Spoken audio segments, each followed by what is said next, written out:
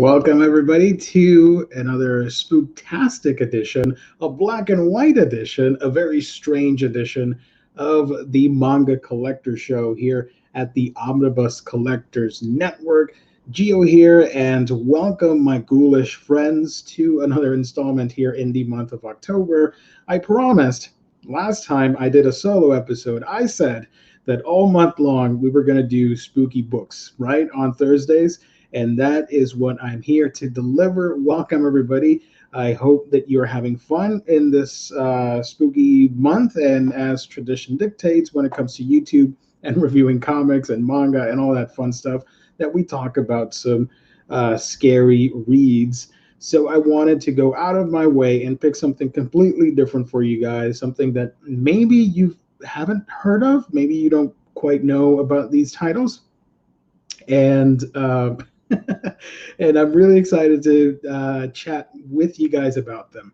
So before we get started, welcome everybody that's in the chat and everybody watching later, whatever time that may be. Thank you so much for supporting this channel. Thank you for liking, commenting, subscribing. That is really awesome of you. And if you want to check out some really cool books, of course, you can check them out at our sponsor's website. That is InStockTrades.com, where you can get your collected editions and manga up to 50% off. Loyalty discounts tack on an extra 2% to that. And if you order $50 or more in your collected editions order, you get free shipping.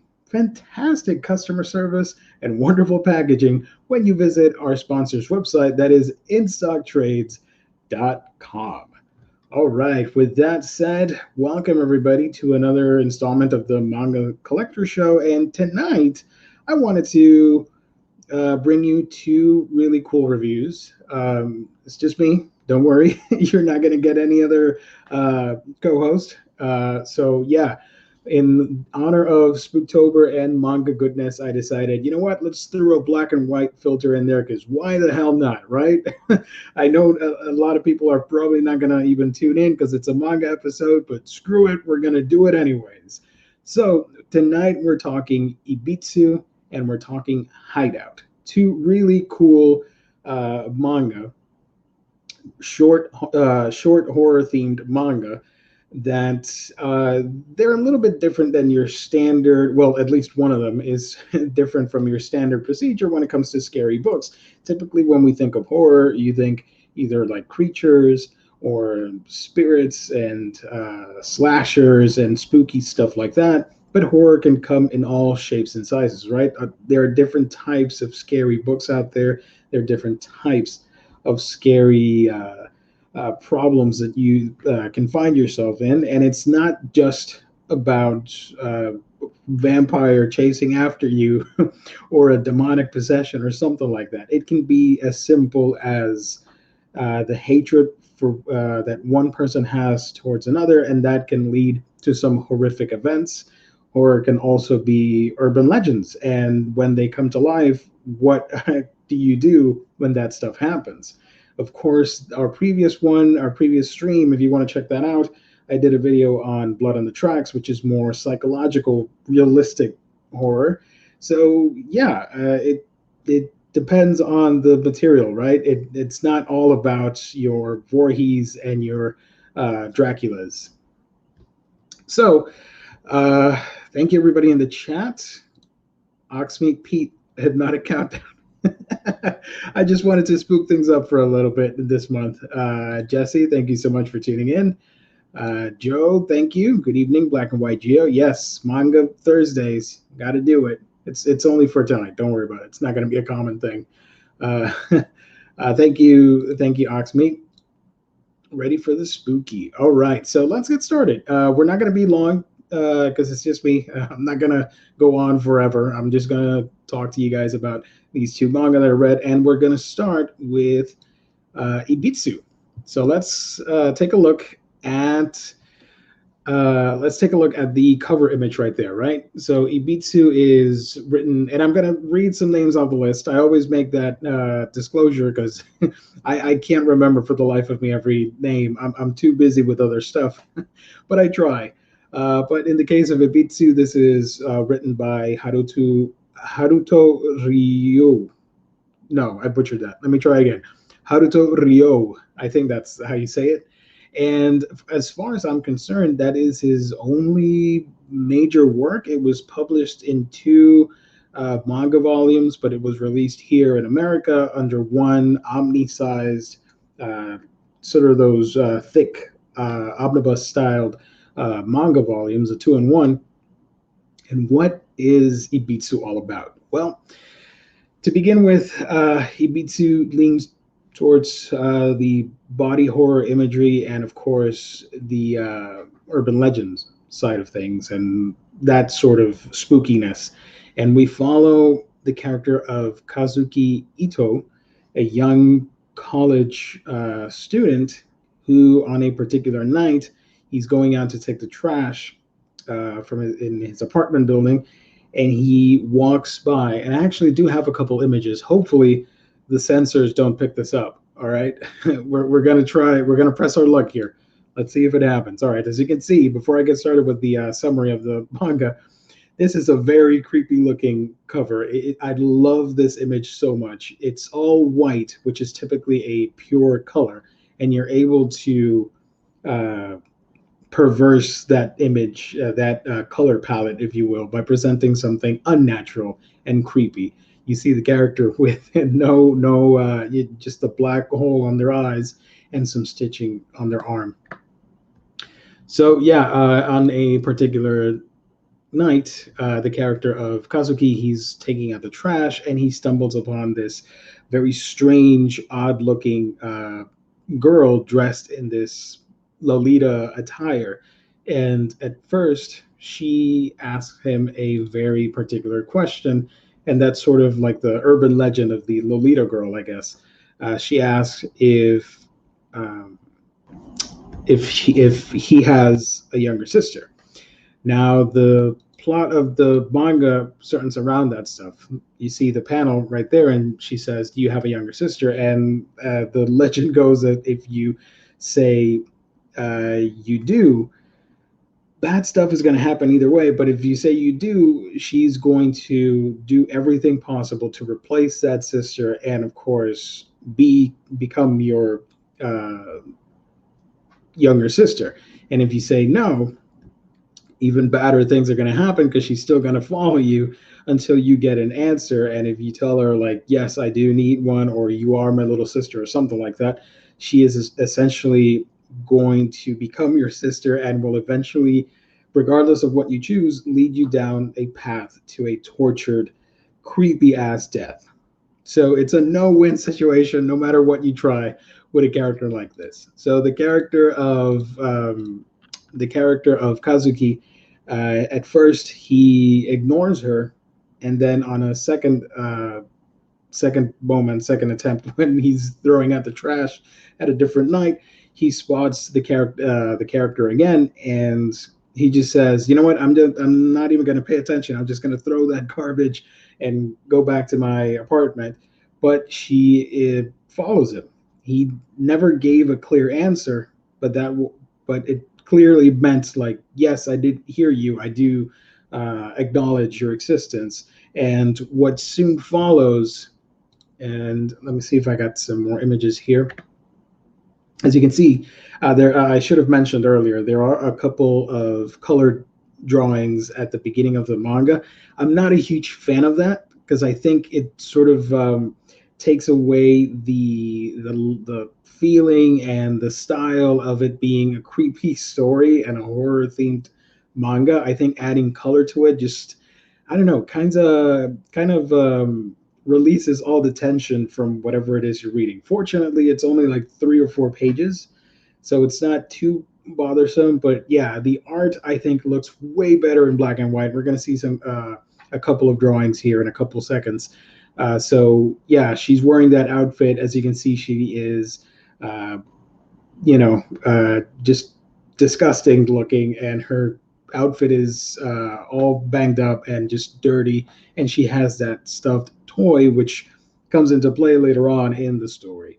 So yeah, she does intrude, and what soon follows is this ring-esque tale of this Lolita character invading the house and our main character has to figure out what the heck's happening, throw her out basically, and she will not take no for an answer, and it just keeps escalating and escalating towards something horrific happening, because according to the urban legend, regardless of whether he said yes or no, she's still going to attack him and become his younger sister.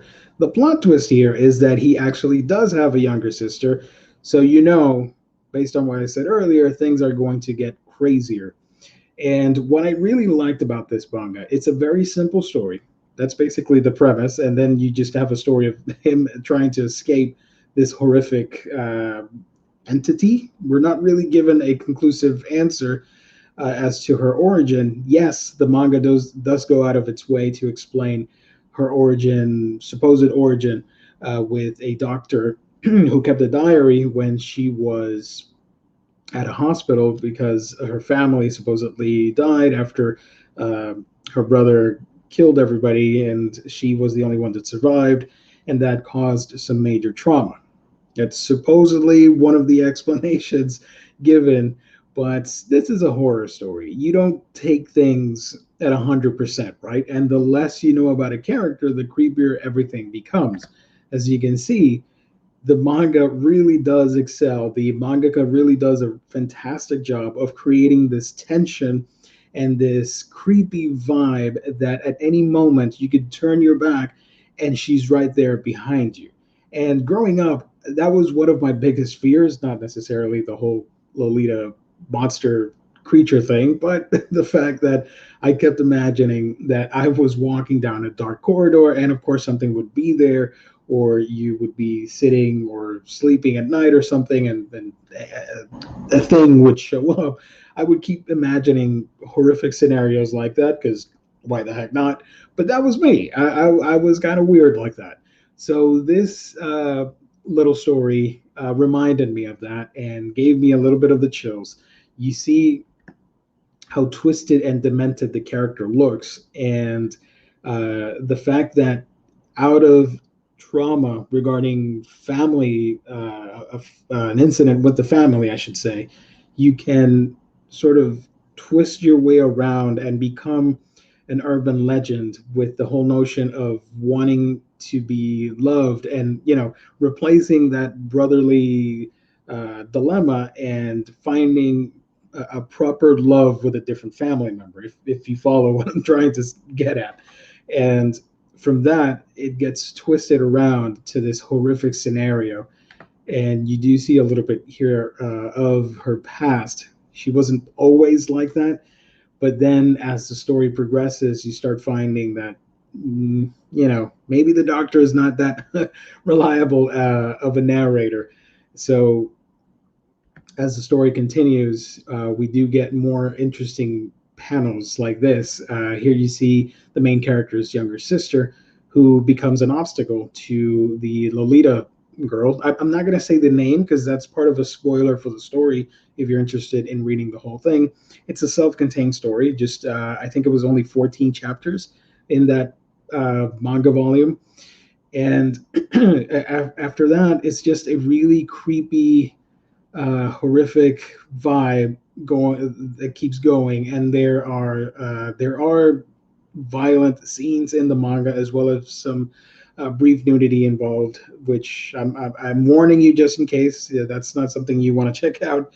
But aside from that, the story is fairly simple. You just have that exposition and several background characters actually spoon feeding you the legend of the Lolita girl, and you just go from there. And you're riding the front seat with the main character as he's trying to figure out what the heck is going on. Why is this girl suddenly intruding in my home and wanting to be my sister? But as he's denying her of these claims and stuff, she gets angry and angrier and creepier by the second. Her stuffed toy, and when she rips it open, like black blood spews out, and it's fairly disgusting. And you will be kind of grossed out as you're reading it because it does get graphic. And when there are scenes of violence, it is somewhat explicitly done, which surprised me. I thought it was going to be more of a traditional horror uh, tale, but no, the characters, they do some pretty horrific things in there, and she has the ability. The Lolita girl has the ability to drive anyone mad, crazy mad, with her constant obsession with finding that older brother and possibly giving them a very twisted death. Now, the manga does have a couple, I think it was two bonus short stories. They don't really tie into the main plot. It sort of reminded me of reading, for example, a Junji Ito story where you have the main tale and you have the short stories as backup features. So that's what happens here. You have two backup stories, uh, which one deals with a crazy obsessed fan, and the other dealt with some hauntings at a hospital, which was extremely creepy and well worth it. And I would have read a whole story about that. But obviously, we're following Ibitsu, the tale of the wandering Lolita, if you will, right? So, um, yeah, I'd love the. This is one of my favorite panels, actually. Yeah, I found this online just before coming on. Um, yeah, I'm not looking at the chat, so I totally forgot. Thank you, Maddie, for joining. Are you doing black and white webcam to look to add to the spookiness? Yes, yes, yes, I am. This was completely improvised as of 30 minutes ago. I said, you know what? My webcam does have black and white stuff in it, filters and stuff. What the hell not? Why the heck not? I'll use it. um, Oxmeat. I know the Lolita look is popular in the West. It's spooky and grungy. Lolita look popular too. I'm afraid to do a Google search. I'm not a fan of it at all. I find it extremely creepy. I know I've known people in the past that really like the whole Lolita thing and the outfits and sort of gothic esque. But the fact that you see such a creepy character and she's wearing all white and her skin is pretty tanned, um, not tanned, super white as well, just makes it extra creepier for some reason. It's a bit of nerve wracking. You feel a little unhinged, is what I want to say when you're reading it, because yeah, you can see the tropes. Several characters have terrible dialogue. That's one of the faults with the manga, but the creepiness is there that you keep wanting to find out more, and you want to find out if the character can survive the ordeal. The ending, I'm not going to spoil it because I thought was really cool that they went that route. I didn't think they were going to do it. They did it, and I was really impressed by that. The level of violence gets amplified as you keep reading, and it's some really gruesome, horrific stuff that I don't necessarily want to show because what are the chances that I do it and YouTube algorithm picks it up and I get flagged for indecent images? I don't know. I'm not going to risk it. It's okay to show a creepy character like this. Let me go back to this. I can show you this, but if I show you the effects of uh, needles being used as knives to puncture and stab people, well, YouTube might think otherwise. But yeah, there is a little bit of that in there.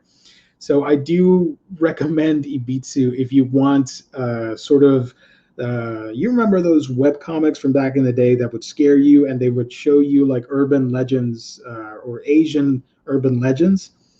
This is like that, but a little bit grittier and more in your face about it. And obviously, I revealed some data about the Lolita girl, but there's more to her, and you start questioning maybe it's not what it seems, and how are they going to find a loophole around the whole curse of the Lolita and all that stuff. So yeah, pretty interesting. I do recommend it. And let's see if yeah, there's the cover image right there.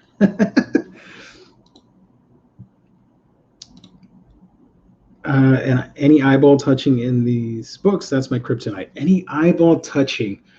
I think I'm not. I don't remember a specific scene with an eyeball, but it might be.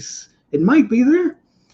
I don't know. I mean, it's kind of creepy, but I don't want to ruin the surprise if you guys are interested.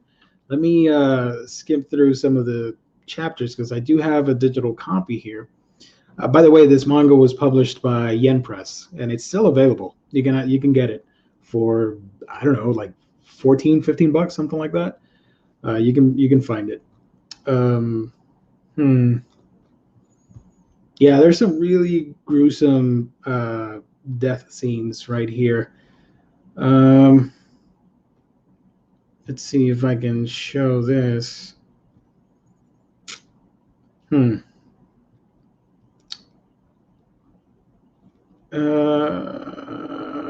Give me a second here. How the heck do I share this? Well, you can probably find it yourselves. It's a little bit too much of a hassle right now because I found a website that has an image and I don't think I can show it, but you can probably imagine it. I mean, it is a pretty creepy character, right? So, Ibitsu is great. I really liked it. Aside from the dumb character choices, because it's more about the girl really and her journey and how twisted and demented she became because of a past trauma. And that's sort of what I really liked about the book, that that type of horror exists and can manipulate and make you into something that you're not and really twist you up. So I like that aspect from a creepy standpoint, not that I approve of that. So it's more about her and how she deals with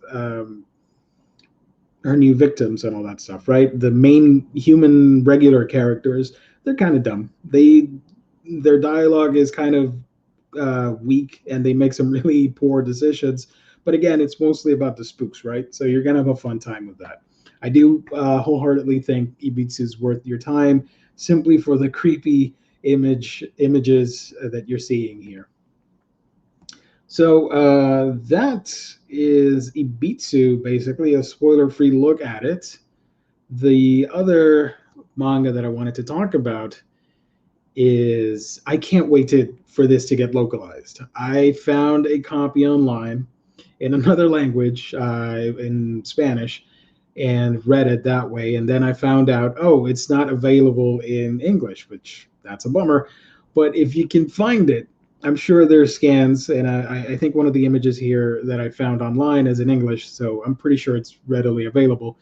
But this is Hideout from Masasumi Kakizaki, which is a random name. I do apologize, Masasumi, if you ever watched this, but that's a random ass name.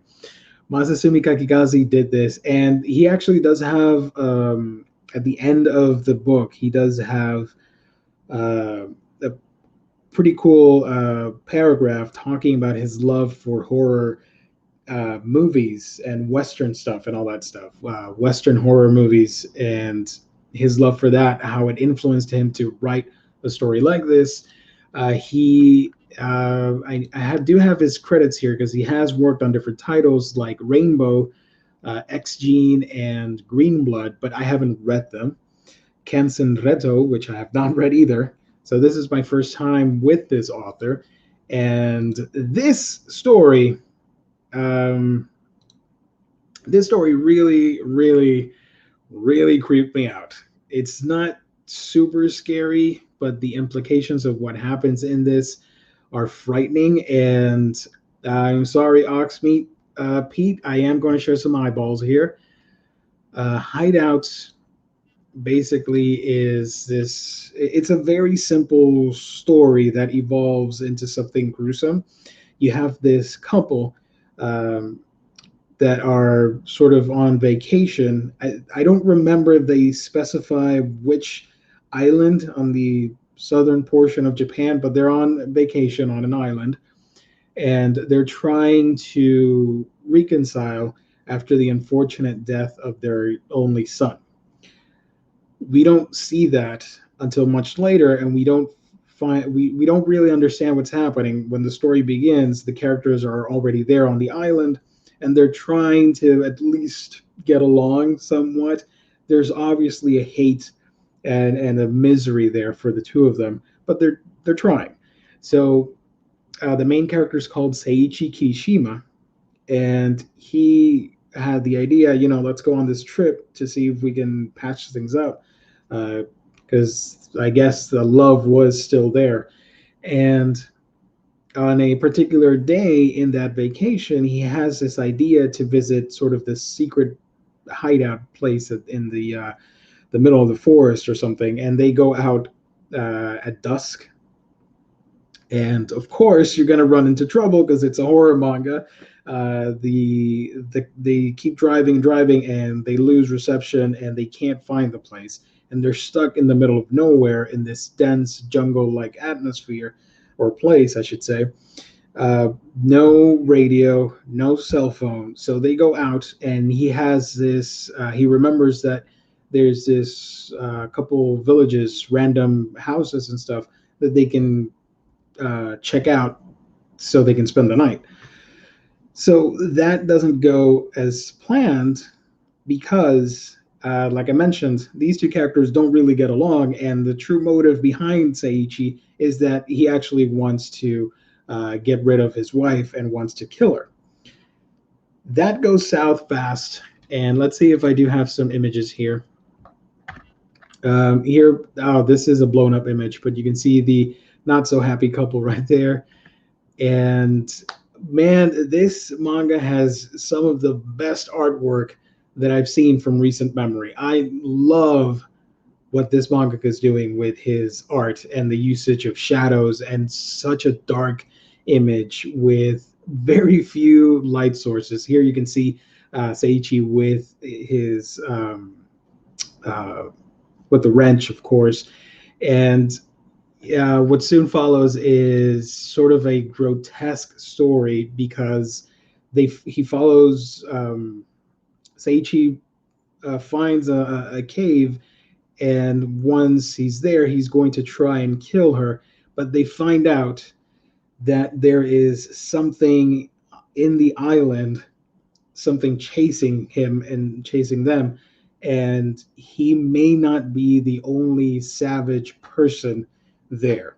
So it's a whole play on the nature of man and how he's horrific by nature, because you don't have to be a monster to actually you don't have to look like a monster to actually be one, and to have these intentions and this hate for someone that you'd be willing to book a flight for an island and plan to commit murder.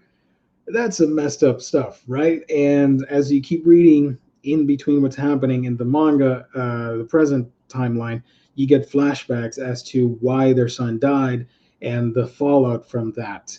I don't want to spoil everything, but I do have to at least show you guys some of the craziness that happens here. Here's a frame of the character going in, and just the usage of shadows and the light reflected right there, right here on the rocks inside the cave. This is some really awesome stuff, man. If you like hyper detailed, realistic looking manga with great spooky atmosphere and just the lights and shadows and all that stuff, with his flashlight and all that, you're gonna love this. This is some great A-grade material right there.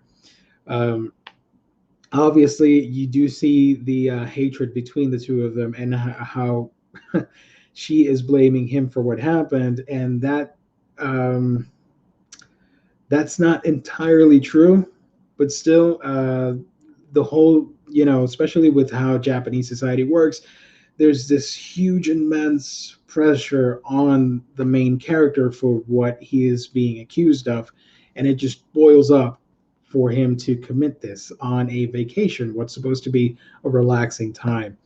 So eventually he does find this entrance right here, which leads into some really creepy stuff. And like I mentioned just now, the characters, they're not alone. There's something out there. You saw it in the cover for the manga.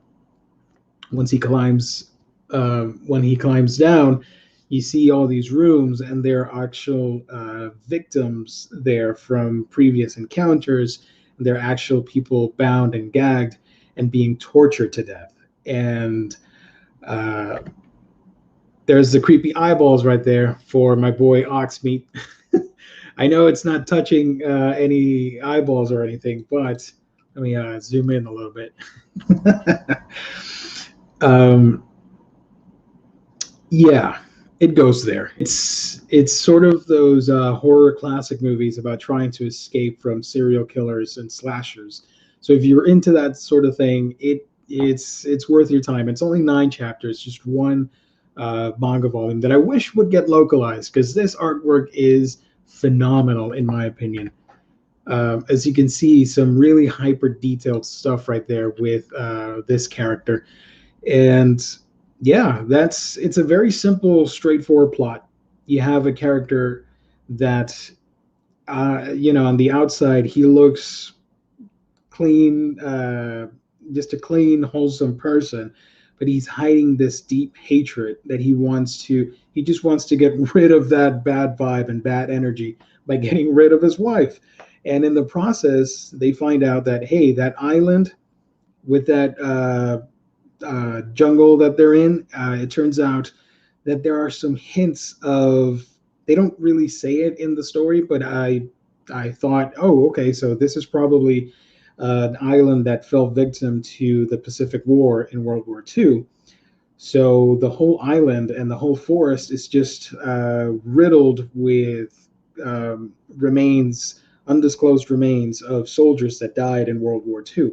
So the battlefield now, it was a jungle, then turned into a battlefield. Now nature claimed it again, and it is the setting for what's happening in the story with Saichi trying to kill his wife, and you get stuff like this, which I don't. Yeah, I didn't want to reveal the bad savage thing that's chasing after them, but you can probably imagine there's some really grotesque stuff in there. I don't like the creepy eyeball touching at all. No, this art though looks amazing. Yeah, let's see. I actually don't have the image that I wanted to show for some reason. I thought I did. I don't. Let me see if I can find it real quick here. Hideout manga. Horror. All right. Okay, so nope, can't show that. Nope. No. Oh boy. Where is that? All right. Give me one quick second here. I can show this. It's all right. Hopefully I can creep you guys out with some of the stuff that's happening. Yeah, look at that. All right, this is really awesome. Let's see if I can just, yeah, I can share that. Okay, open image. These are from WordPress website. I don't know where I'm getting these images, but they're online. Let's see. Oh yeah, this is pretty awesome. Give me a second, guys. I'm sorry. All right. Okay, let's share this one too. All right, get rid of that. All right, so we're going to share a screen again. So we do have stuff like that. Let's see if I can zoom in a little bit here. Okay. This would be better with a co-host, by the way. Leslie, thank you for joining. Thank you so much. JT Gamer, excuse me, got a Gwen Stacy retro Marvel Legends action figure. That's awesome. Yeah. So as you can see, when I assume this has to be a World War II type bunker that the Japanese were using or something like that. He finds corpses and he finds other creepy things like Shoot, how do I? All right, can I share my screen again? Right. Finds other creepy things, like that guy right there. So, who that person or who that thing is, you're gonna have to find out for yourselves, because I thought that was really creeptastic, really awesome. So yeah, if I were to point out any bad things about this manga, maybe I don't know, maybe it's a little bit too short. I would have liked a little bit more explanation, but then again, that's part of the charm when you're reading a horror manga or watching a scary movie, right? The less is more. And in the case for this one, yeah. And I do like that this one follows standard Western tropes of where even though you have exposition and you find out about the character's past, they don't reveal a whole ton. And when the ending occurs, it sort of circles back and you get some really interesting loops in the story. Paul Baker says the art almost reminds me of Heathen Town. It does look like that. Yeah. Again, I have to point out the excellent usage of shadows right here in this particular panel that I really like. Let's see if I can zoom in here. There we go. Come on, zoom in. Oh, okay. There we go.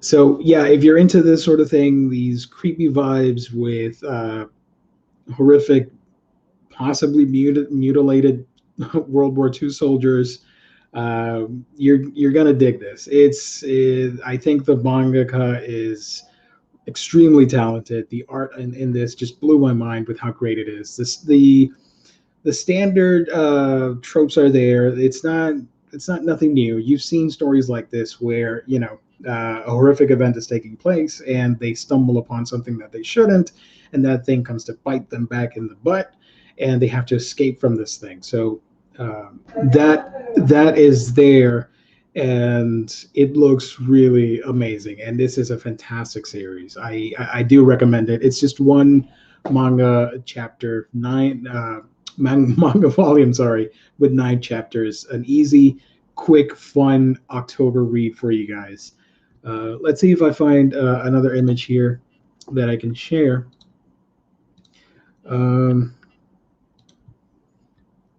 Oxmeat, whoa, if that came rushing at me at night, I'd run so fast. Dude, it gets, you know what? All right, so let me know if you guys don't mind me sharing more images, because I do want to talk about the horrific designs of these characters. I'll share them here real quick. I was being mindful for people because I particularly hate spoilers. If you watch the videos on my channel, We Can Geek Them, I very rarely talk spoilers. I find it fun that I'm able to convey my thoughts on a series or a show or a comic without spoiling or ruining anything, and just leaving it as vague as possible, but still show you just a little bit. But with this, I don't know. I kind of want to break the norm and show you some really scary stuff here. Let's see. Oh man, yeah. All right. I got two more for you guys. This is a fairly gruesome scene. Oh, this image, why didn't it upload on the drive? Stupid drive. All right. Okay, let's see. We are going to stop the screen, and we're going to share again, Chrome tab. I don't know what I'm picking out. Oh, there we go. So, yeah. Paul, is a standard manga chapter around 10 pages. I haven't read any regularly since high school. Typically, well, it depends on the genre. A regular manga chapter, let's say your Shonen Jump title, like, for example, Black Clover or something like that, will be probably, I want to say maybe 19 to 20 pages, something like that. There are other exceptions like Chainsaw Man. Chainsaw Man, there's a couple chapters that are only like 15 or less. So it depends on what you're reading. And if you're reading something like this, I think each chapter is around the 15 to 20 page mark. Because this is a fast read. You can knock this out in, I don't know, 30 minutes, an hour or something, but really get the spooky vibes. And as you can see, Oxmead points this out. The images are really cinematic. Yes, you see this creepy kid who is very ominous in the series, and he's pointing out like, "Oh, take me to, take me to my mother. I want to see my mom." And obviously, it parallels the couple's experience with the tragic death of their son, and how they resolve that is pretty creepy. So there's that image right there. Let's see what else we got. Oh, this is when I was talking earlier. This is the image I wanted to show, that you do have people in those bunkers that unfortunately they stumble on that bunker and they get trapped by something and they get tortured to death. And there are other implications, other characters that are present here, and it is creepy and sadistic and quite horrific, which goes perfect with the manga, I guess, because it is supposed to be grotesque. It is supposed to be revolting. It's a story about that, right? It's not supposed to be uh, peaches and cream and just everybody's fine and let's get this over with and beat the bad guy. There are severe consequences to what's happening. So we have that. And this image sucks. I can't. And let's see over here. Oh, I have to zoom out from this, right? Let's see.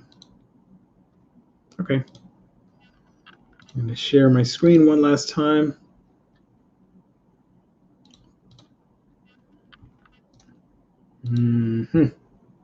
Got it. All right. Sorry about that, folks. If you're watching live, this is not the most entertaining thing. I do apologize. Let's see. Yeah, there you go. So something hideous is stalking everybody, and I was just blown away by the amount of detail, and the black and white just does wonders for this. I could easily see this as a horror Japanese movie in black and white. If you do any sort of coloring to this, it will ruin the experience. For me, this is a manga that it's perfect for what it is. And if you do some sort of adaptation about this, it has to have that retro, old school black and white feel for it to be successful. Just look at that stuff, man. That is so freaky and groovy. I love it. I'm not going to reveal who this hideous thing is or what's happening. You're going to have to read it and find out. And right there. Yeah. So that's sort of my review, I guess, for these two manga. Hideout, I prefer, artistically speaking, Hideout clearly is the winner here. But in terms of actual plot and maybe some character development, Ibitsu has the upper hand simply because this is a scenario that would happen. It's a very confined story about very few characters and what they're dealing with. So I would say Ibitsu beats it out because of that, or wins. It's probably some weird phrasing there. Wins out at the end because of the many characters that are involved in the story, and it being in a contemporary setting in the city. And I don't know. I think Ibitsu has the better character work, but even then, it's not the greatest. But here with Hideout, it's when it comes to horror manga, I think it should be up there on the list of one of the greatest short horror mangas. Yeah, Ox. Yes, a black and white Japanese movie adaptation would be perfect, dude. And you read at the end the final paragraph.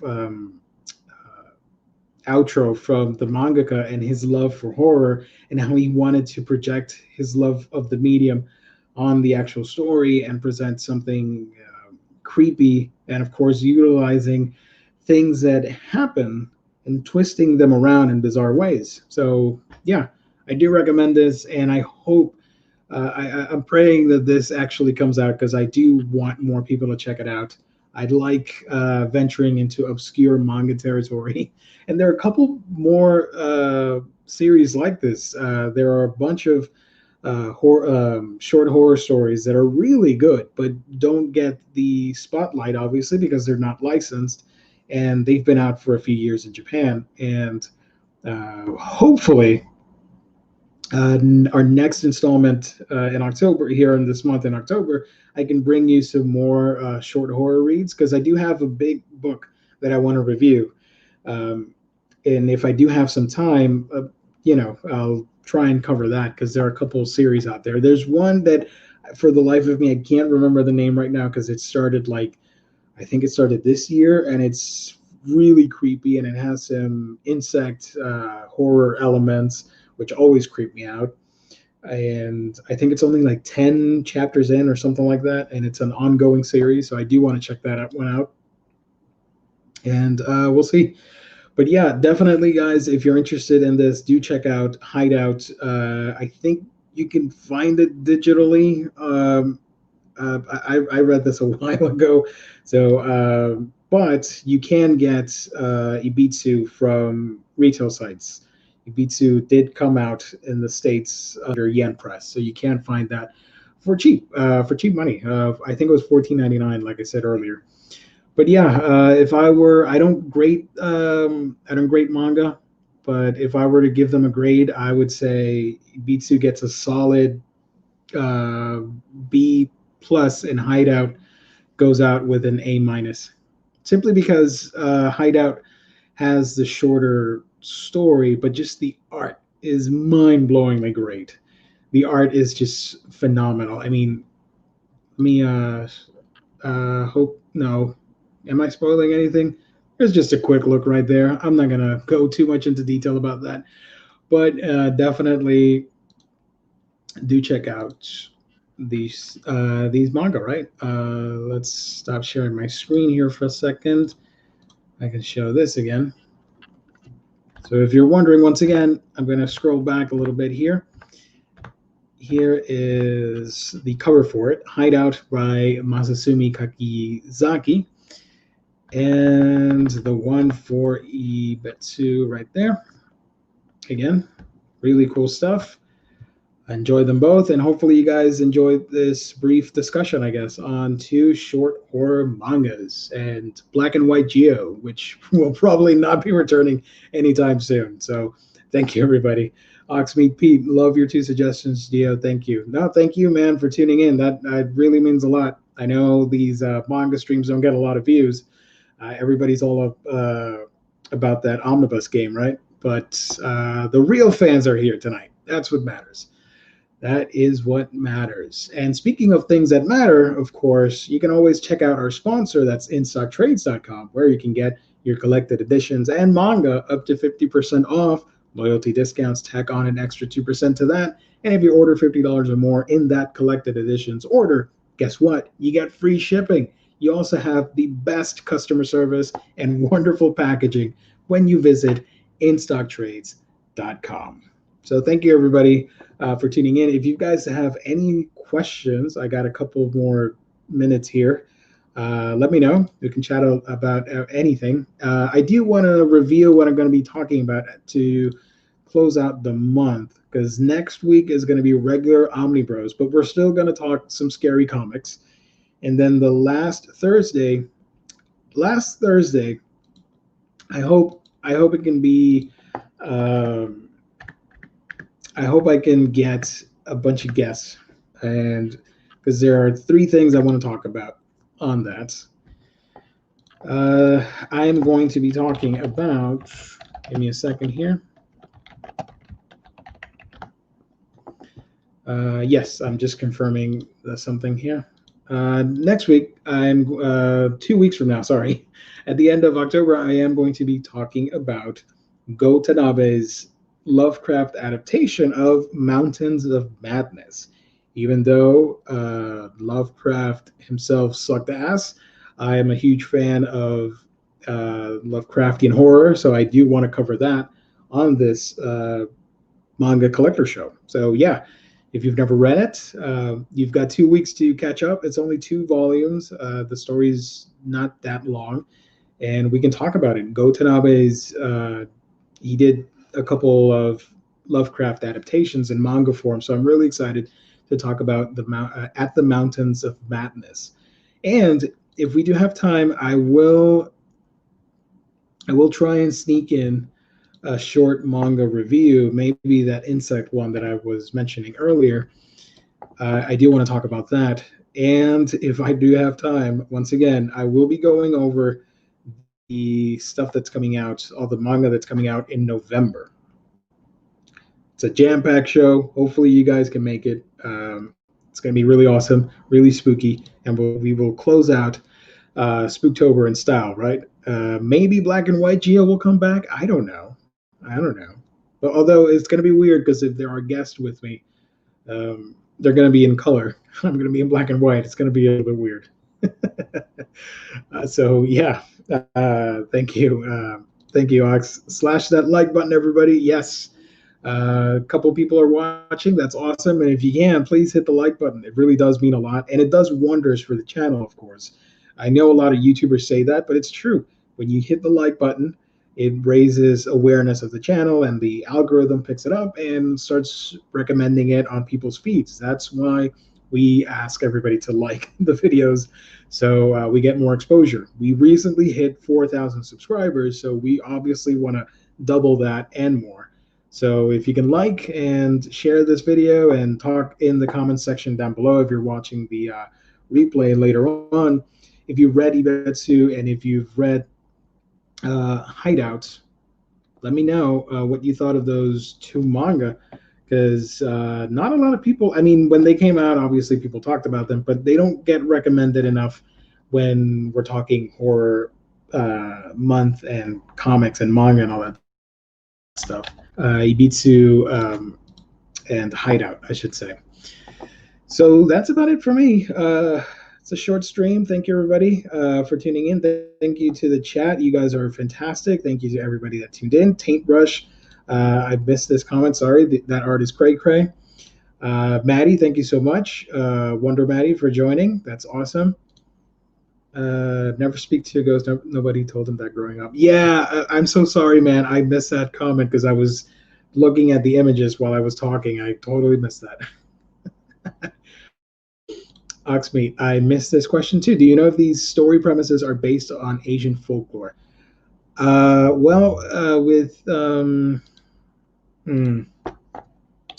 can check that out real quick. The Ibitsu is similar to the one with the girl that her lips are cut open and she stalks people and all that stuff. It has similar vibes. I don't know. Maybe it was invented for the manga. Yeah, I'm trying to look to see if there's an origin story for this. I don't know, but did check it out anyways. So yeah, all right, that's it. I've prolonged this episode long enough. Thank you, everybody, for tuning in. Blessings to all. You guys are amazing. Thank you so much. Black and White Geo signing off. As always, remember to like, comment, subscribe, and just be a part of the Omnibus Collectors Network experience. This has been another epic installment right there, whereas I can't point.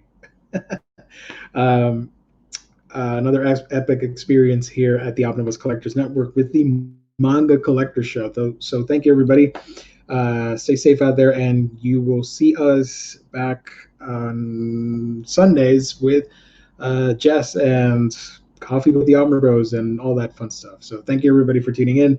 Stay safe out there, and I'll catch you 2 weeks from now for the following spooky manga read. But I'll be back Monday. So bye, everybody. Thank you for tuning in.